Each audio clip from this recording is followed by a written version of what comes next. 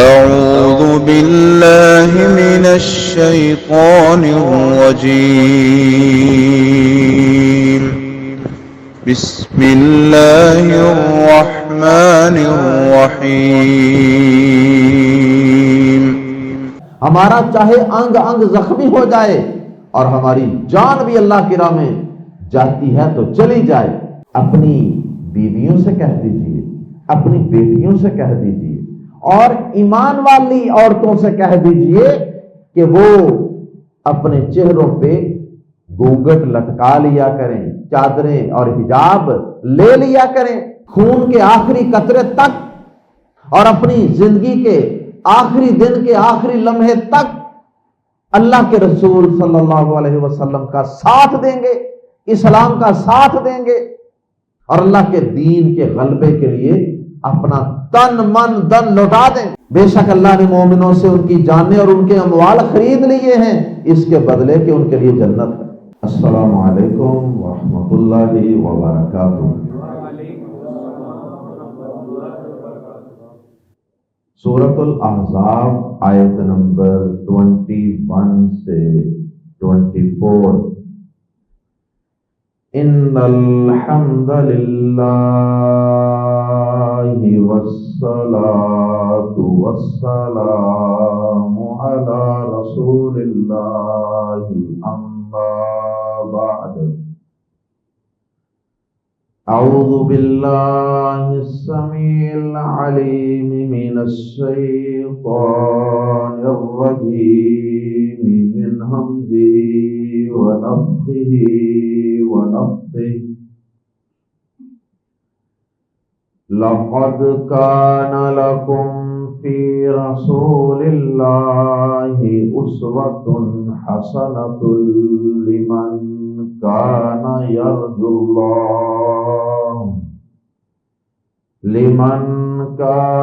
يرجو الله واليوم الآخر وذكر الله كثيرا.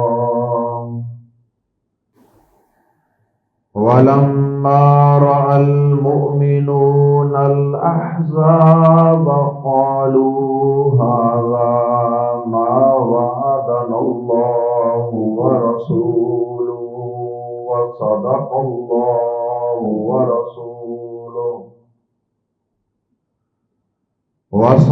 الله ورسوله وما زادهم إلا ایمانا وتسلیما. من المؤمنین رجال صدقوا ما عاهدوا الله عليه فمنهم من قضى نحبه ومنهم من ينتظر وما بدلوا تبديلا. ليجزي الله الصادقين بصدقهم ويعذب المنافقين إن شاء أو يتوب عليهم ان اللہ کان غفورا رحیما. سب سے پہلی آیت مبارکہ آیت نمبر 21 میں اللہ رب العزت نے ان لوگوں کو تنبیہ فرمائی ہے اور ان کے لیے وعید نازل فرمائی ہے جو اللہ کے پیارے نبی صلی اللہ علیہ وسلم کا کلمہ پڑھنے کے دعوے دار تو تھے، لیکن اس کے باوجود وہ میدان جہاد سے، غزوہ احزاب سے کنی کترا رہے. پیارے نبی صلی اللہ علیہ وسلم تو خود بنفس نفیس اس غزوے میں شریک ہیں، خود صحابہ کرام کے ساتھ مل کر خندق کھود رہے ہیں، مٹی ڈو رہے ہیں، بھوک اور سردی کی شدت کو برداشت کر رہے ہیں، اپنے پیٹ پہ پتھر باندھ کے کفار کا مقابلہ کرنے کے لیے میدانوں میں موجود ہیں، لیکن آپ پر ایمان لانے کا ایک دعوے دار وہ آرام سے اپنے گھر میں بیٹھنا چاہے اور وہ میدان جہاد سے فرار اختیار کرنا چاہے، یہ کسی طرح بھی جائز اور مناسب نہیں ہے۔ ایک مومن کو تو یہ زیب نہیں دیتا۔ ہاں، اگر ایک منافق ہے جس کے دل میں پکا ایمان ہی نہیں ہے، جس کے دل میں ایمان کے ساتھ ساتھ نفاق اور کفر بھی ہے، وہ شخص تو ایسا کر سکتا ہے اور ایسا چاہ سکتا ہے کہ میں یہاں سے نکل جاؤں، میں یہاں سے کھسک جاؤں، اپنے گھر میں چلا جاؤں۔ لیکن جو صحیح مومن ہے، جس کا اللہ پر ایمان ہے، جس کا اللہ سے ملاقات کا یقین ہے، وہ شخص کبھی ایسا نہیں سوچ سکتا، نہ کر سکتا ہے کہ اللہ کے نبی صلی اللہ علیہ وسلم تو مشکلات اور مصائب کو جھیل رہے ہوں اور وہ آرام سے گھر بیٹھا ہو۔ نہیں، بلکہ مومن جو ہوتا ہے وہ تو یہ چاہتا ہے کہ میری جان جاتی ہے تو چلی جائے، لیکن اللہ کے پیارے نبی صلی اللہ علیہ وسلم کے پاؤں میں ایک کانٹا بھی نہ چبھے۔ غزوہ احد کے اندر بے شمار صحابہ کرام نے اس کی کئی مثالیں پیش کر دی۔ حضرت سعد رضی اللہ تعالی، حضرت طلحہ رضی اللہ تعالیٰ عنہ، ان کے جسم غزوہ احد کے بعد جب دیکھے گئے تو ان کے جسم تیروں سے شل ہو چکے تھے اور کئیوں کے جسم پر 80 نشان تھے تیروں کے، لیکن اس کے باوجود وہ پیارے نبی صلی اللہ علیہ وسلم کا دفاع کرتے رہے۔ پیارے نبی کو کوئی تیر نہ لگے، پیارے نبی کو کوئی تلوار نہ لگے، ہمارا چاہے انگ انگ زخمی ہو جائے اور ہماری جان بھی اللہ کی راہ میں جاتی ہے تو چلی جائے۔ ایک سچے مومن کا تو یہ کردار ہو، تو یہ تو منافق کا کردار ہو سکتا ہے۔ بہرحال اللہ پاک نے ایسے لوگوں کو جو میدان چھوڑ کر بھاگنے کا سوچ رہے تھے، منافقین اور کمزور ایمان والے لوگ، یا وہ اس کے لیے بہانے تراش رہے تھے، یا جھوٹے بہانے لگا رہے تھے، یا دوسروں کو روک رہے تھے میدان جہاد سے، اللہ پاک نے ان سب کے لیے وعید نازل فرمائی ہے کہ اللہ کے رسول صلی اللہ علیہ وسلم تو تمہارے لیے، ایمان والوں کے لیے بہترین نمونہ ہے، لیکن ساتھ ہی بتا دیا، ساتھ ہی نکھیڑا بھی کر دیا کہ جو منافق ہیں وہ ایمان والے نہیں ہیں، ان کے لیے آپ نمونہ واقعی نہیں ہیں۔ اللہ اکبر۔ جس طرح اللہ پاک نے قرآن مجید میں یہ سورت نازل فرمائی ہے نا، یا ایھا النبی قل لازواجک وبناتک ونساء المؤمنین ان یدنین علیہن من جلابیبہن، کہ اے نبی صلی اللہ علیہ وسلم اپنی بیویوں سے کہہ دیجئے، اپنی بیٹیوں سے کہہ دیجئے اور ایمان والی عورتوں سے کہہ دیجئے کہ وہ اپنے چہروں پہ گھونگھٹ لٹکا لیا کریں، چادریں اور حجاب لے لیا کریں۔ اب اس آیت مبارکہ سے اہل علم کہتے ہیں کہ حجاب اور پردے کا حکم تو صرف 3 قسم کی عورتوں کے لیے، یا نبی کی بیویوں کے لیے، یا نبی کی بیٹیوں کے لیے، اور یا پھر ایمان والی عورتوں کے لیے۔ چوتھے کسی کے لیے حجاب اور پردے کا حکم نہیں۔ گویا کہ یہ ایک طنز ہے۔ جو لوگ اس آیت کا یہ سادہ مفہوم بیان کرتے ہیں وہ ایک طنز کرتے ہیں پردہ نہ کرنے والوں پہ۔ گویا کہ انہیں شرم دلانا مقصود ہے کہ اگر تو تم سمجھتی ہو نا کہ تمہارا شمار ان 3 قسموں میں سے کسی قسم میں ہوتا ہے پھر تو پردہ کر لو، اور اگر تم سمجھتی ہو کہ نہ میں نبی کی بیوی ہوں، نہ میں نبی کی بیٹی ہوں، اور نہ ہی میں مومنہ عورت ہوں، تو پھر چاہے پردہ نہ کرو۔ اسی قسم کا انداز ہے یہاں۔ فرمایا کہ اللہ کے رسول صلی اللہ علیہ وسلم کی حیات طیبہ، ان کے قول و افعال اور ان کے اعمال و کردار، ان کی زندگی کا ایک ایک گوشہ بطور خاص غزوہ احزاب، اور اس کے بعد پھر زندگی کے تمام گوشے، ان میں اللہ کے رسول صلی اللہ علیہ وسلم تمہارے لیے بہترین نمونہ ہے، ایک بڑا ایکسیلنٹ پیٹرن ہے اللہ کے نبی صلی اللہ علیہ وسلم۔ لیکن ساتھ ہی آگے وضاحت کر دی کہ یہ ہر ایرے وغیرہ دتو خیرے کے بس کی بات نہیں کہ اللہ کے رسول کو اپنے لیے اسوہ حسنہ اور بہترین نمونہ بنائے۔ یہ صرف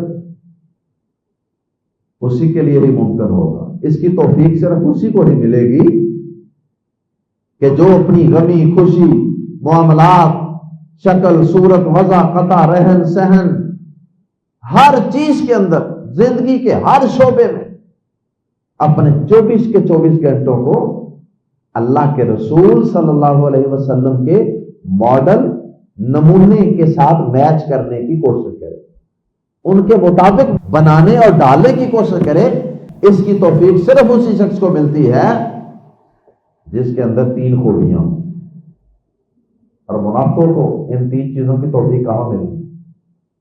ایک تو وہ کہ جو اللہ سے ملاقات کی امید رکھتا ہے، اللہ کے دیدار کی امید رکھتا ہے، اللہ کی جنتوں کی امید رکھتا ہے، اور دوسرا جو آخرت کے دن کی امید رکھتا ہے، یعنی اللہ پر امید، یقین، اور آخرت کے دن کے قائم ہونے پر یقین، اور تیسرے نمبر پہ وہ اللہ کو کثرت سے یاد کرتا ہے اور یاد رکھتا ہے۔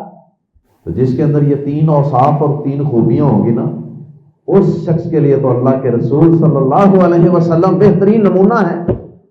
اور جس کا اللہ پر ایمان ہی کوئی نہیں، جس کو آخرت کے قائم ہونے کا یقین ہی کوئی نہیں، جس کی زبان پہ غیبتیں، چغلیاں، گالیاں، فضولیات، بہتان بازیاں اور دنیا کی ہر گندی چیز رہتی ہے، نہیں زبان پہ چڑھتا تو اللہ کا نام نہیں چڑھتا، اللہ کا ذکر اس کی زبان پہ نہیں چڑھتا، ایسے شخص کو توفیق بھی کوئی نہیں ملتی اللہ کے رسول کی پیروی، اتباع، فرما برداری کی، اور آپ کو اپنے لیے بہترین نمونہ سمجھنے۔ تو یہ گویا کہ غزوہ احزاب کے حوالے سے آیت اتری کہ جو مخلص مومن ہیں ان کے لیے تو اللہ کے رسول نمونہ ہے کہ اللہ کے رسول میدان میں موجود تو وہ بھی میدان میں موجود رہیں گے، اور جن کے دلوں میں ایمان ہی نہیں ہے ان کے لیے اللہ کے رسول کی حیات طیبہ میں کوئی نمونہ نہیں، وہ اس سے کوئی انسپائریشن نہیں لیتے ہیں کہ اللہ کے رسول یار یہ کام کر رہے ہیں، مجھے تو پھر بالاولا کرنا چاہیے۔ اللہ کے رسول صلی اللہ علیہ وسلم کی زندگی بہترین نمونہ ہے۔ آئیے پہلی آیت مبارکہ قرآن مجید کے الفاظ میں پڑھتے ہیں، لقد بلا شبہ یقیناً، کانا ہمیشہ سے ہے، لکم تمہارے لیے، صرف غزوہ احزاب میں نہیں، اس سے پہلے بھی اللہ کے رسول صلی اللہ علیہ وسلم بدر کے اندر بھی تمہارے لیے نمونہ بن چکے ہیں، احد کے اندر بھی اللہ کے نبی تمہارے لیے نمونہ بن چکے ہیں کہ آپ دشمنوں کے نرغے کے اندر موجود، آپ کے دندان مبارک شہید ہوئے۔ اس لیے کانا جو ہے وہ پیچھے سے بات کو لا رہا ہے، ماضی استمراری، لقد بلا شبہ یقیناً، کانا ہمیشہ سے ہے، لکم تمہارے لیے، فی رسول اللہ اللہ کے رسول میں، اللہ کے رسول میں ہمیشہ سے ہے تمہارے لیے کیا ہے؟ اسوۃ نمونہ. اسوۃ نمونہ، نمونے کا مطلب ہوتا ہے ماڈل، جس کی پیروی کی جائے، جس طرح بنا جائے. اور اسوہ بھی پھر کون سا؟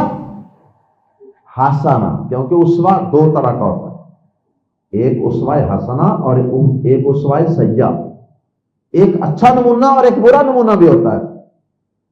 کئی لوگ برائی میں نمونے ہیں کہ وہ برا کام کرتے ہیں، لوگ ان کو دیکھ کر اس طرح کا برا کام کرتے ہیں. جیسے کوئی گانا گاتا ہے تو اب نوجوان اگر گانا گانے والے یا گانا گانے والی کو کاپی کریں گے تو یہ کیا سمجھ کے کریں گے؟ ان کو نمونہ سمجھ کے کریں، رول ماڈل سمجھ کے کریں، اور وہ اچھا نمونہ نہیں ہے، برا نمونہ. تو اللہ کے رسول صلی اللہ علیہ وسلم کی تو کوئی چیز بھی اللہ تعالیٰ کی مرضی کے بغیر نہیں ہوتی، اس لیے آپ کا ہر قول و فعل، عمل، کردار وہ اچھا نمونہ ہی ہوگا لوگوں کے لیے. آپ کی پیروی کر کے لوگ اللہ کو راضی کریں گے اور جنت کے مستحق اور حقدار بن جائیں. اب اگر کسی کے والدین شرک کرتے ہیں، گمراہ ہیں، بے دین ہیں، بے نماز ہیں، اب اگر بچہ بھی اپنے باپ کو، والدین کو کاپی کرتے ہوئے اسی رستے پہ چل پڑے تو اب یہ والدین اس کے لیے اسوہ حسنہ نہیں ہے، اسوہ سیئہ ہے، برا نمونہ ہے. بہرحال فرمایا کہ لقد کان لکم فی رسول اللہ بلا شبہ، یقیناً تمہارے لیے اللہ کے رسول میں، یعنی آپ کی حیات طیبہ میں، اسوۃ نمونہ ہے، حسنۃ اچھا، اسوہ حسنہ ایکسیلنٹ پیٹرن. لیمن آگے وضاحت کر دی کہ یہ خطاب تو بظاہر سب کلمہ پڑھنے والوں سے کیا گیا ہے، لکم کہہ کے، لقد کانا لکم، لیکن آگے وضاحت کر دی ہے تو نمونہ سب کے لیے، لیکن عملاً نمونہ سمجھنا سارے لوگوں نے کوئی نہیں. اس لیے یہ نمونہ صرف ان کے لیے ہے جن میں یہ تین اوصاف، لی کے لیے، من جو، لمن اس شخص کے لیے جو کانا ہے، یرجو امید رکھتا اللہ، اللہ کی، جو اللہ کی امید رکھتا ہے. اللہ کی امید کا مطلب اللہ سے ملاقات کی امید، اللہ کے دیدار کی امید اور اللہ کی رضامندی کی امید. والیوم الآخرہ، اور یوم آخر کی، آخری دن کی، یعنی آخرت کے دن کی امید رکھتا ہے. وذکر اللہ، اور یاد کرتا ہو اللہ کو، کثیرا، بہت زیادہ، اور وہ اللہ کو بہت زیادہ یاد کرتا ہو. صرف یاد ہی نہیں، بہت زیادہ یاد کرتا ہو، یعنی اللہ سے کنیکشن، تعلق بہت مضبوط ہے، تعلق باللہ مضبوط ہے. نماز بھی اللہ کا ذکر ہے، قرآن بھی اللہ کا ذکر ہے، اس کے علاوہ دیگر اذکار، دعائیں، چلتے پھرتے، وہ بھی اللہ کا ذکر ہے. اس کے بعد اگلی آیات میں اللہ پاک نے ایمان والوں کی تعریف بیان فرمائی. آیت نمبر 22 اور 23 میں ایمان والوں کی اللہ پاک نے تعریف بیان فرمائی، کیونکہ اس سے قبل ہم منافقین کے متعلق پڑھ چکے ہیں. آیت نمبر 15 میں وہاں یہ پڑھا تھا کہ منافقین نے اللہ سے وعدہ کیا تھا، لیکن آج یہ اس وعدے سے پھر گئے.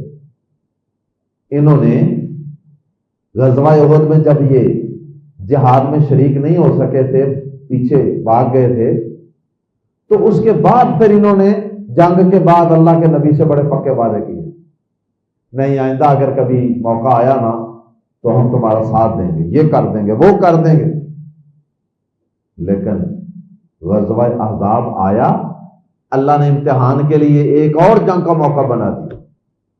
منافق پھر ننگے ہو گئے اور اپنے وعدوں سے پھر گئے. اب اس کے برعکس تصویر کا دوسرا رخ دکھایا جا رہا ہے. ایمان والوں کا کردار کیا تھا منافقین کے برعکس؟ ایمان والوں نے بھی تو اللہ سے وعدہ کیا ہوا ہے نا. چلو منافقوں نے تو ایک خاص تناظر میں، ایک خاص سینیریو میں وعدہ کیا تھا نا غزوہ احد میں نہ جا سکنے کی وجہ سے. لیکن ایمان والوں نے اللہ سے کیا وعدہ کیا ہوا ہے؟ ایمان والوں نے اللہ سے اور اس کے رسول سے یہ وعدہ کیا ہوا ہے کہ ہم زندگی کی آخری سانس تک اور ہم اپنے خون کے آخری قطرے تک اور اپنی زندگی کے آخری دن کے آخری لمحے تک اللہ کے رسول صلی اللہ علیہ وسلم کا ساتھ دیں گے، اسلام کا ساتھ دیں گے اور اللہ کے دین کے غلبے کے لیے اپنا تن من دن لوٹا دیں گے، میدان سے پیچھے نہیں ہٹے. یہ وعدہ کیا ہوگا ایمان والوں نے. یہ کہاں کیا تھا ایمان والوں نے وعدہ؟ اور کیا یہ وعدہ میں نے اور آپ نے بھی کیا ہوا؟ جی ہاں. جب ہم میں سے کوئی شخص کلمہ پڑھ لیتا ہے نا، اشہد ان لا الہ الا اللہ واشہد ان محمد الرسول اللہ، تو اس وقت ہمارا اللہ سے یہ وعدہ ہو جاتا ہے. اس لیے تو اللہ پاک نے سورہ توبہ کے اندر اس بات کا ذکر فرمایا نا، آیت نمبر 111 فرمایا ان اللہ اشترى من المؤمنین انفسهم واموالهم بان لهم الجنہ یقاتلون فی سبیل اللہ فیقتلون ویقتلون وعدا علیہ حقا فی التوراۃ والانجیل. یہ پوری آیت ترجمہ سماعت فرما لیجیے. بے شک اللہ نے مومنوں سے ان کی جانیں اور ان کے اموال خرید لیے ہیں. یہ ہمارے ساتھ کہیں اللہ تعالیٰ نے خرید و فروخت کی تھی بیٹھ کے؟ اللہ نے اعلان کر دیا اپنی کتاب میں. تو جب ہم مومن بن جاتے ہیں تو خود بخود ہماری جان مال کا سودا ہو جاتا ہے آٹومیٹکلی. بے شک اللہ نے مومنوں سے ان کی جانیں اور ان کے اموال خرید لیے ہیں اس کے بدلے کہ ان کے لیے جنت ہے. وہ اللہ کے راستے میں لڑتے ہیں، پس قتل کرتے ہیں اور قتل کیے بھی جاتے ہیں. یہ تورات اور انجیل اور قرآن میں اس کے ذمے پکا وعدہ ہے اللہ کے ذمے. یعنی اور اللہ سے زیادہ اپنا وعدہ پورا کرنے والا کون ہے؟ تو اپنے اس سودے پر خوب خوش ہو جاؤ ایمان والو. تو یہ اللہ پاک نے سودا خود ہی کر دیا اور ہمیں خبر دے دی، کیونکہ وہ مالک ہے ہمارا، جان مال اسی کا نا. تو اس نے یہ سودا کر کے ہمیں بتا دیا ہوگا. تو اپنے سودے پر، اپنی اس ڈیل پر خوب خوش ہو جاؤ جو تم نے اس سے کیا ہے، اور یہی بڑی کامیابی ہے. جیسے اللہ پاک نے سورۃ البقرہ میں بھی فرمایا ام حسبتم ان تدخلوا الجنۃ ولما یأتکم مثل الذین خلوا من قبلہم مستهم البأساء والضراء وزلزلوا حتى يقول الرسول والذین آمنوا معه متى نصر اللہ الا ان نصر اللہ قریب. یا تم نے گمان کر رکھا ہے کہ تم جنت میں داخل ہو جاؤ گے، حالانکہ ابھی تک تم پر ان لوگوں جیسی حالت نہیں آئی جو تم سے پہلے تھے. انہیں تنگی اور تکلیف پہنچی اور وہ سخت ہلائے گئے، یہاں تک کہ وہ رسول اور جو لوگ اس کے ساتھ ایمان لائے تھے پکار اٹھے کہ اللہ کی مدد کب آئے گی، سن لو بے شک اللہ کی مدد قریب ہے. تو یہ سارے اللہ پاک نے ایمان والوں کے ساتھ وعدے معاہدے کیے ہوئے. اور صحابہ نے غزوہ احزاب میں یہ اشعار بھی تو پڑھے تھے نا، نحن الذین بایعوا محمدا علی الجہاد ما بقینا ابدا. ہم وہ لوگ ہیں کہ جنہوں نے محمد صلی اللہ علیہ وسلم سے ہمیشہ ہمیشہ کے لیے ان کے ساتھ مل کر لڑنے کی بیعت کی ہوئی ہے. جہاد کی ہمیشہ ہمیشہ کے لیے بیعت کی ہے، زندگی کے آخری لمحے تک ہم آپ کے ساتھ میدان میں کھڑے ہوں. یہ صحابہ کرام نے شعر بھی پڑھے تھے غزوہ احزاب کے موقع. تو بہرحال اللہ پاک فرماتے ہیں آیات زیر تفسیر میں کہ جو منافق تھے نا وہ تو وعدے سے بھاگ گئے، لیکن مومن اپنے وعدے پر قائم ہیں. اور ان میں سے کچھ لوگوں نے تو اپنا وعدہ غزوہ بدر میں پورا کر دیا، کچھ نے غزوہ احد میں پورا کر دیا، اپنی جان کی قربانی دے کر، شہادتیں پیش کر کے، اور خون بہا کر، مال اللہ کی راہ میں لوٹا کر انہوں نے اپنے یہ وعدے پورے کر دیے، کیونکہ یہ وعدے کے سچے تھے۔ اور ان میں سے کچھ ایسے ہیں جو ابھی اس وعدے کی انتہا کے منتظر ہیں۔ اس وعدے کی انتہا کیا تھی؟ شہادت۔ اب جو شہید نہیں ہوئے، وعدہ تو وہ بھی پورا کر رہے تھے، میدان میں جا رہے تھے، لڑ رہے تھے، لیکن اس وعدے کی جو اس کا عروج اور کلائمیکس ہے نا، وہ شہادت۔ جب وہ بندہ شہید ہی ہو جاتا ہے پھر تو اس کے وعدہ پورے ہونے میں کوئی شک رہتا ہی۔ تو فرمایا کہ کچھ تو اپنی جانیں پیش کر چکے ہیں، شہادت کے رتبے پر فائز ہو کر اللہ سے کیے گئے عہد و پیمان پورے کر چکے ہیں، اور کچھ ابھی منتظر ہیں کہ ہمیں کب مزید موقع ملے لڑائی کا، اور ہم اس میں اپنی جان، مال، خون، ہر چیز اللہ کی راہ میں لوٹا دیں، حتیٰ کہ شہادت کا اعزاز ہم اپنے سینے سے لگا دیں۔ اللہ اکبر۔ ولما، اور جب، رعا، دیکھا، المؤمنون، مومنوں نے، الاحزاب، لشکروں کو، ولما رأى المؤمنون الاحزاب، یہ ہے وہ احزاب کا لفظ جس کی وجہ سے، اس سے پیچھے بھی اگرچہ گزرا ہے، جس کی وجہ سے سورت کا نام احزاب ہے۔ ولما رأى المؤمنون الاحزاب، اور جب مومنوں نے لشکروں کو دیکھا، اتحادی افواج کو دیکھا، قالوا، منافق تو اس وقت خوفزدہ ہو گئے تھے، پریشان ہو گئے، بے ایمان ہو گئے، لیکن ایمان والوں نے جب لشکروں کو دیکھا، قالوا، تو انہوں نے کہا، ھذا، یہ، ما، وہی ہے جو وعدنا، ہم سے وعدہ کیا تھا اللہ نے، ورسولہ، اور اس کے رسول نے، یہ وہی ہے، یہ تو وہی ہے، یہ تو وہی سین بن رہا ہے جس کا ہم سے اللہ اور اس کے رسول نے وعدہ کیا تھا۔ اللہ اکبر۔ مطلب یہ ہے کہ اللہ تعالیٰ نے ہم سے وعدہ کیا تھا نا کہ تمہاری آزمائش کی جائے گی، اور آزمائش کے بعد پھر تمہیں ایمان اور کامیابی کا سرٹیفکیٹ دیا جائے۔ تو ایمان والوں نے جب یہ حالات دیکھے، لشکروں کو دیکھا حملہ آور ہوتے، قالوا، وہ کہنے لگے، ھذا ما وعدنا اللہ ورسولہ، یہ تو وہی حالات ہیں، یہ تو وہی منظر ہے جس کا اللہ اور اس کے رسول نے ہم سے وعدہ کیا تھا۔ وصدق اللہ ورسولہ، منافقوں نے تو کہا تھا نا کہ اللہ اور اس کے رسول نے نعوذ باللہ دھوکہ کیا، دھوکے کے وعدے کیے ہیں، اور ایمان والے کیا کہہ رہے ہیں؟ بالکل برعکس سوچ۔ عقیدہ اتنی مضبوط طاقت ہے، عقیدے کی وجہ سے دیکھیں بالکل فرق سوچ کا۔ انہوں نے کہا وصدق اللہ ورسولہ، اور اللہ اور اس کے رسول نے سچ کر دکھایا، اللہ اور اس کے رسول نے سچ کہا تھا۔ واقعی بھائی اللہ اور اس کے رسول نے سچ کہا تھا، آج وہ منظر بن رہے ہیں، وہ حالات بن رہے ہیں۔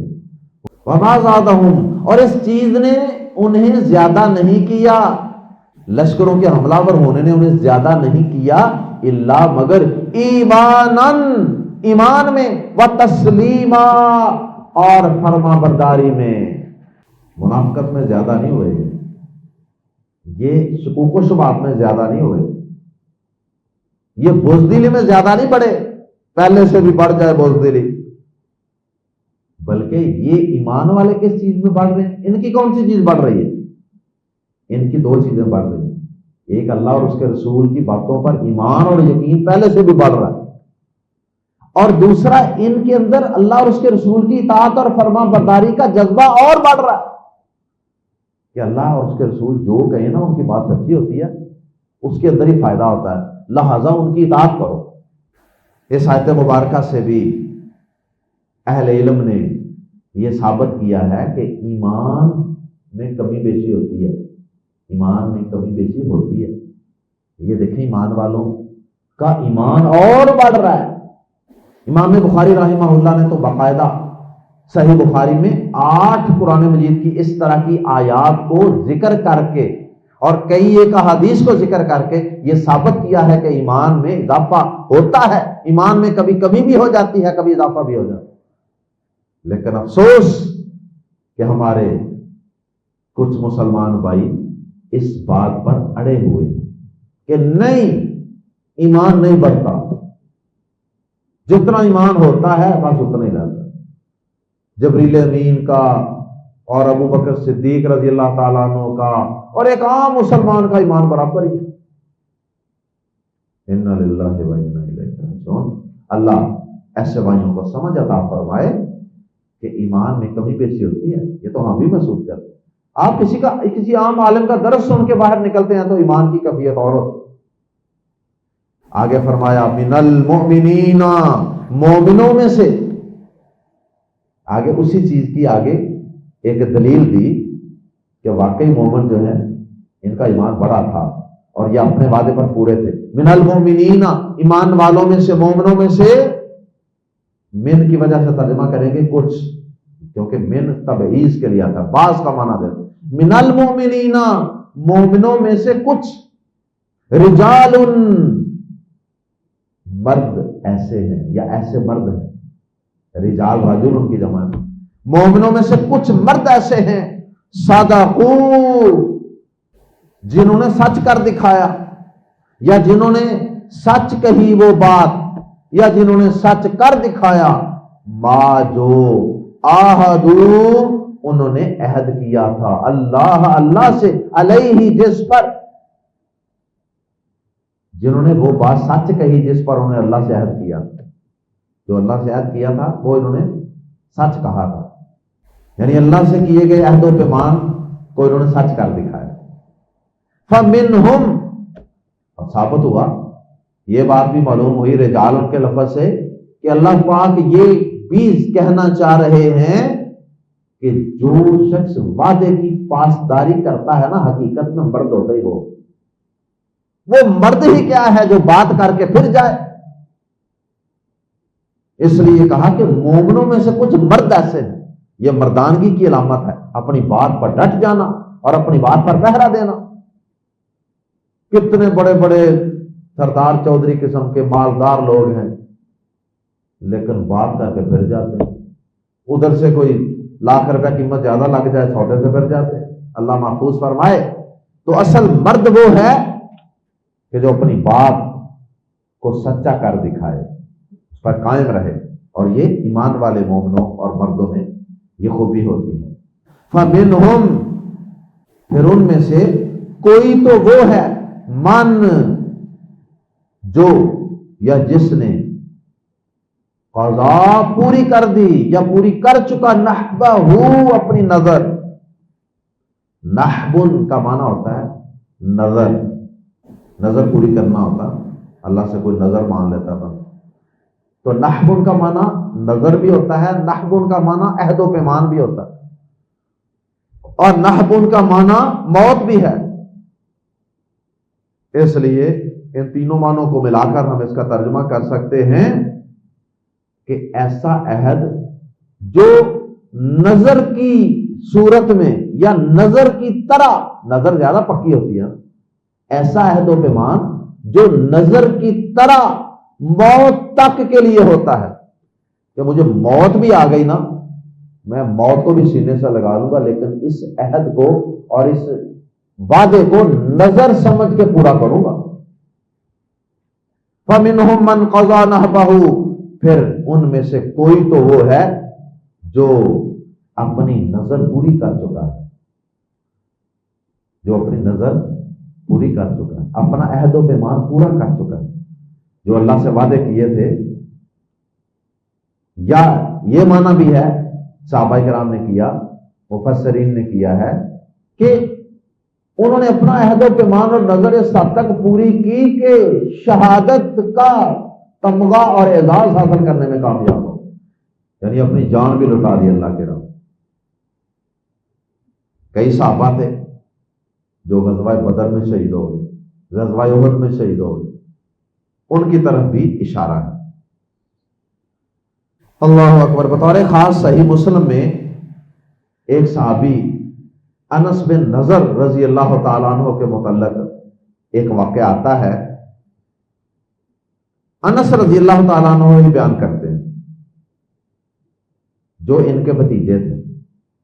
انس رضی اللہ تعالیٰ عنہ بیان کرتے ہیں کہ میرے چچا کا نام تھا انس بن نضر. کہتے ہیں کہ میرا نام میرے چچا کے نام پر ہی رکھا گیا تھا، یعنی میرا نام بھی انس ہے، میرے چچا کا نام بھی انس. حضرت انس رضی اللہ تعالیٰ عنہ بیان کرتے ہیں کہ میرے چچا انس بن نضر رضی اللہ تعالی عنہ یہ بدر کی لڑائی میں نبی پاک صلی اللہ علیہ وسلم کے ساتھ شریک نہیں ہو سکے کسی وجہ سے. کہتے ہیں انہیں اس بات کا بڑا رنج تھا، ان پہ یہ چیز بڑی گراں گزرتی تھی جب بھی وہ سوچتے تھے کہ اسلام کا پہلا مارکا تھا اور میں اس میں شریک نہیں ہو سکتا. کہتے ہیں کہ یہ کہا کرتے تھے کہ اللہ کی قسم اگر اللہ نے دوبارہ ایسا موقع دیا نا، ایسا موقع دوبارہ میری زندگی میں آیا، پھر لوگ دیکھیں، پھر اللہ پاک دیکھیں کہ میں کیا کرتا ہوں. مطلب یہ تھا کہ بڑی بہادری سے لڑوں گا. اور ساتھ کہتے تھے کہ اللہ سے ڈرتے ہوئے وہ ساتھ کہتے تھے میں زیادہ لفظ نہیں بولتا، کوئی زیادہ بڑے دعوے نہیں کرتا، لیکن انشاءاللہ اللہ پاک دیکھیں گے. کہتے ہیں جی غلط. اس کے بعد کچھ دیر کے بعد احد کا موقع آ گیا. احد کے میدان کے اندر پھر یہ میدان کے اندر خوب لڑے اور رستے میں ان کو ایک صحابی ملے، سعد بن معاذ رضی اللہ تعالیٰ. ان کو کہتے ہیں کہ کہاں جا رہے ہو؟ بہرحال ان سے بادشاہ تو ہی، تو ان کو کہنے لگے سعد بن معاذ کو کہ واہ واہ، مجھے تو احد کی طرف سے، احد پہاڑ کی طرف سے اللہ کی قسم جنت کی خوشبو آ رہی ہے.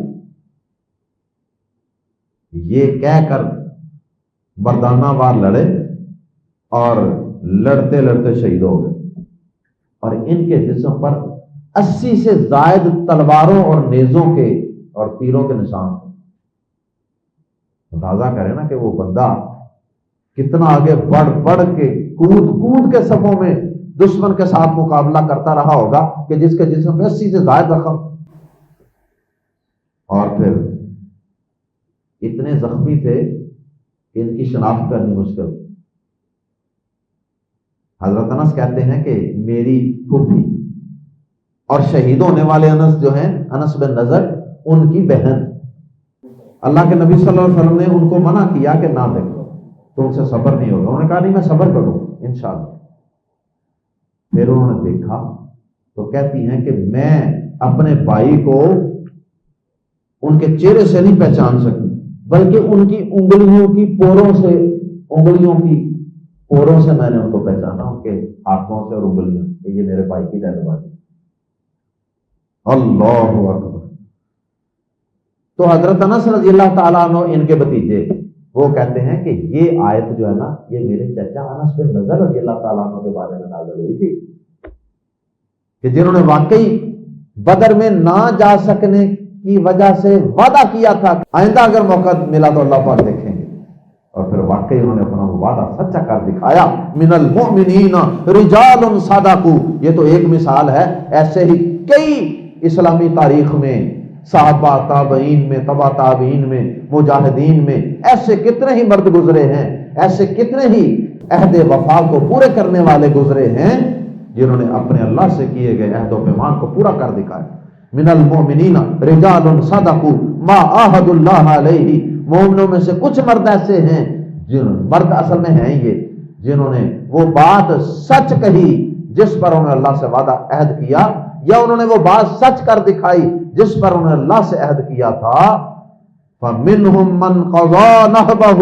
پھر ان میں سے کوئی تو وہ ہے جو اپنی نظر پوری کر چکا، شہادت کا جام پی چکا ہے. وَمِنْهُمْ. اور ان میں سے کوئی وہ ہے مَن يَنْتَظِرُ. جو انتظار میں ہے.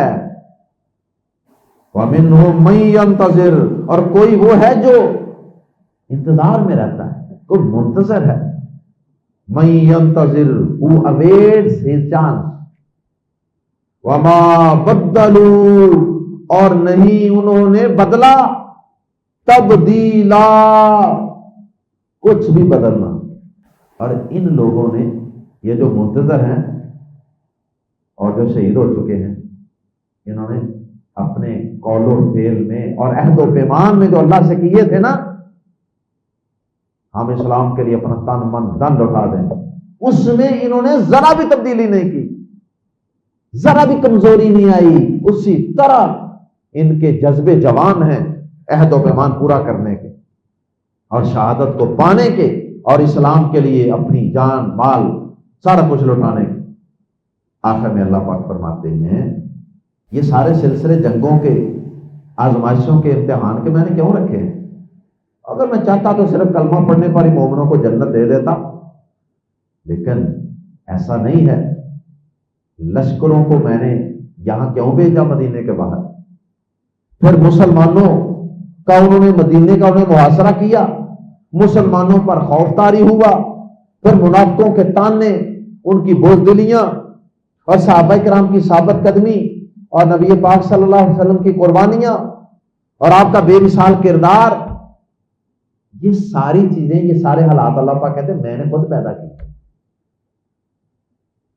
تاکہ میں ان لوگوں کا امتحان ہوں کہ کھرے کون ہیں کھوٹے کون ہیں، تاکہ یجزی اللہ، تاکہ بدلہ دے اللہ الصادقین، سچوں کو، بصدقہم، ان کے سچ کا، اللہ ان کے سچ کا بدلہ ان کو دے، سچے مومن ہیں جو. وَيُعَذِّبَ الْمُنَافِقِينَ، اور منافقوں کو عذاب دے جو دو نبریاں کرتے ہیں، اوپر سے مسلمان تھے، اندر سے جہاد سے نفرت کرتے ہیں. وَيُعَذِّبَ الْمُنَافِقِينَ، اور منافقوں کو عذاب دے، انشاء، اگر وہ چاہے. اللہ پاک کی رحمت کتنی وسیع ہے کہ اتنا کچھ ان منافقوں کے کرنے کے بعد بھی ان کے لیے توبہ اور بخشش کا دروازہ کھلا رکھا ہے. اشارہ کر دیا انشاء، اگر وہ چاہے. مطلب یہ ہے کہ اگر میری چاہت یہ ہوئی کہ کوئی ان منافقوں میں سے توبہ کر کے پکا مومن بن جائے تو ہو سکتا ہے کہ میں اسے بھی عذاب نہ دوں. اس لیے کہ آگے اشارہ کر دیا او یتوب علیہم، یا منافقوں کو چاہے تو سزا دے، او یتوب علیہم، یا ان کی توبہ قبول فرمائے. منافق توبہ کر لیں تو پھر اللہ تعالیٰ سزا نہیں بھی دے گا. ان اللہ، بے شک اللہ، کانا، ہمیشہ سے ہے، توبہ کی ترغیب دی جا رہی ہے، سدھر جانے کی ترغیب دی جا رہی ہے اور ان کی توبہ کی قبولیت کی بشارت دی جا رہی ہے. ان اللہ، بے شک اللہ، کانا، ہمیشہ سے ہے، غفوراً، بے حد بخشنے والا، رحیما، نہایت رحم والا. یہ اس کا رحم ہے، یہ اس کی غفوریت ہے کہ وہ منافقوں کے اتنا کچھ کرنے کے بعد بھی انہیں توبہ کی ترغیب دے رہا ہے، توبہ کی بشارت دے رہا ہے. آ جاؤ، پلٹ جاؤ. اللہ ہم سب کو مرتے دم تک اپنا تن من دن اپنے دین کے لیے اور اس دین کے غلبے کے لیے، اس دین کے دفاع کے لیے اللہ تعالی ہمیں لوٹانے اور پیش کرنے کی توفیق عطا فرمائے. سبحانک اللہم و بحمدک، اشہد ان لا الہ الا انت، استغفرک و اتوب الیک.